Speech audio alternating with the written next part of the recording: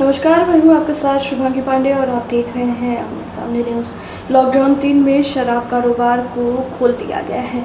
Industry तो काफ़ी समय से शराब की दुकानें खोलने के लिए भारी दबाव बना रही थी। कई राज्य सरकारें भी इसकी मांग कर रही थी। राजस्थान सरकार ने तो लॉकडाउन के बीच ही आबकारी शुल्क भी बढ़ा दिया था, जैसे उसे पहले से ही ये पुख्ता उम्मीद थी कि लॉकडाउन 3 में शराब की बिक्री खोली जानी है। इसको लेकर सोशल मीडिया पर काफ़ी चर्चा हो रही है कि राज्यों की अर्थव्यवस्था शराब के भरोसे चल रही है।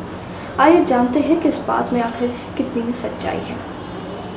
इंडस्ट्री काफ़ी समय से शराब की बिक्री खोलने के लिए भारी दबाव बना रही है।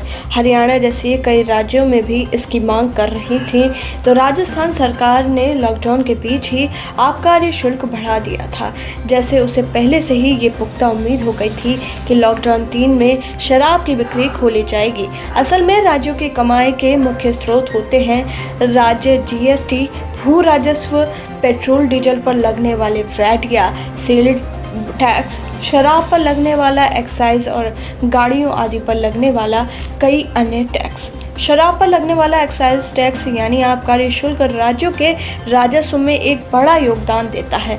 शराब और पेट्रोल डीजल को जीएसटी से बाहर रखा गया है, इसलिए राज्य इन पर भारी टैक्स लगाकर अपना राजस्व बढ़ाते हैं। हाल में राजस्थान सरकार ने शराब पर एक्साइज टैक्स 10% बढ़ा दिया है। राज्य में अब देश में निर्मित विदेशी शराब IMFL पर टैक्स 35 से 45% तक हो गया है।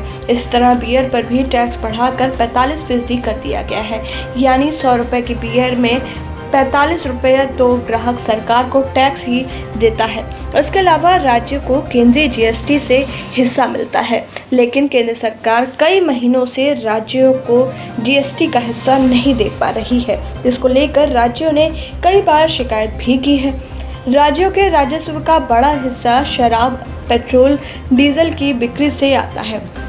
लॉकडाउन की वजह से इन दोनों की बिक्री ठप थी। इस वजह से राज्यों की वित्तीय हालत खराब हो गई थी। हाल ये हो गया था कि कई राज्यों को 1.5 से 2% ब्याज दर पर कर्ज लेना पड़ा था। ज़्यादातर राज्यों के कुल राजस्व का 15 से 30% हिस्सा शराब से आता है। शराब की बिक्री से यूपी के कुल टैक्स राजस्व का करीब 20% हिस्सा मिलता है। उत्तराखंड में भी शराब से मिलने वाला आबकारी शुल्क कुल राजस्व का करीब 20% होता है। सभी राज्यों की बात की जाए तो पिछले वित्त वर्ष में उन्होंने कुल मिलाकर करीब 2.5 लाख करोड़ रुपए की कमाई यानी टैक्स राजस्व शराब बिक्री से हासिल की थी।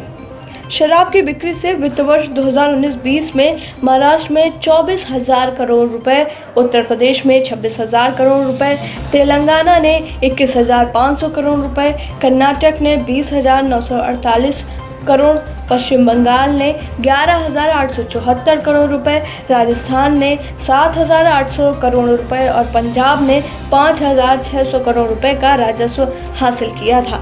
दिल्ली ने इस दौरान करीब 5,500 करोड़ रुपए का आबकारी शुल्क हासिल किया था।